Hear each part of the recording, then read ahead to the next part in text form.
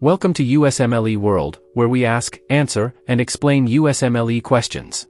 Today, we're diving into Step 2, Pediatrics. Let's get started with question number 1.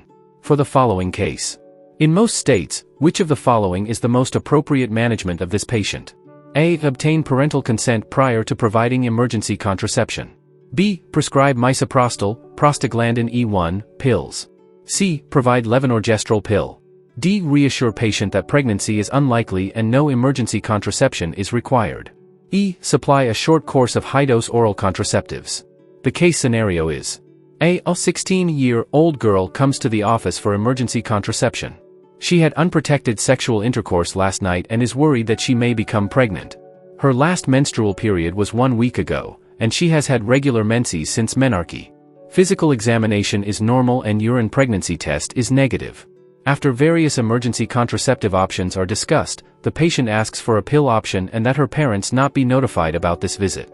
The question is, in most states, which of the following is the most appropriate management of this patient?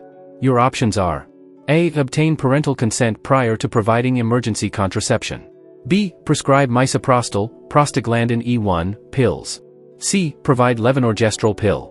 D. Reassure patient that pregnancy is unlikely and no emergency contraception is required. E. Supply a short course of high-dose oral contraceptives. You have 15 seconds to type your answer in the comment box.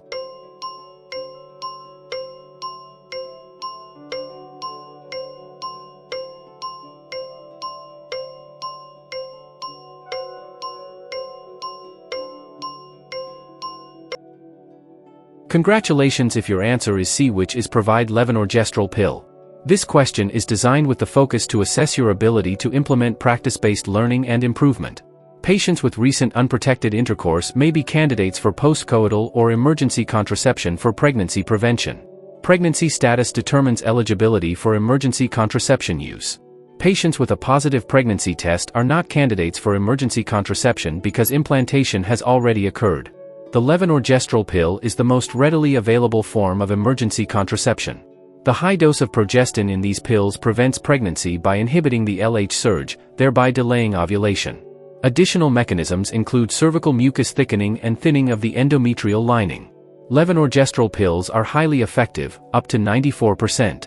However, effectiveness decreases over the course of 72 hours, as low as 59%.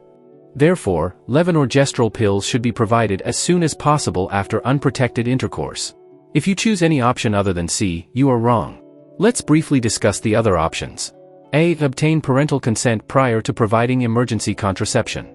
Most states allow adolescents to receive confidential care for contraception, pregnancy, and sexually transmitted diseases without parental consent. B. Prescribe misoprostol, prostaglandin E1, pills. In patients with a positive pregnancy test, misoprostol, prostaglandin E1, can be used for medical abortion or pregnancy termination by stimulating uterine contractions. Misoprostol does not prevent pregnancy and, therefore, is not used for emergency contraception. D. Reassure patient that pregnancy is unlikely and no emergency contraception is required. In contrast, patients with a negative pregnancy test are still at risk for unintended pregnancy and are candidates for emergency contraception. E. Supply a short course of high-dose oral contraceptives.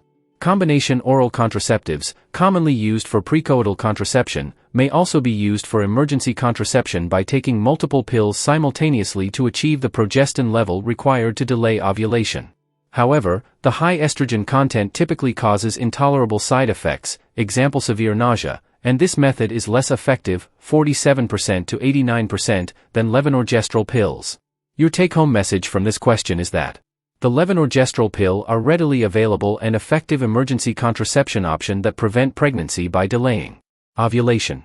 In most states, adolescents seeking pregnancy prevention options may receive confidential medical care without parental consent. Think you cracked it? Click on to the next challenge. Need a deeper dive? Rewatch and master the material with our top-notch USMLE prep resources. Share the knowledge, like the video, and subscribe for your medical exam victory.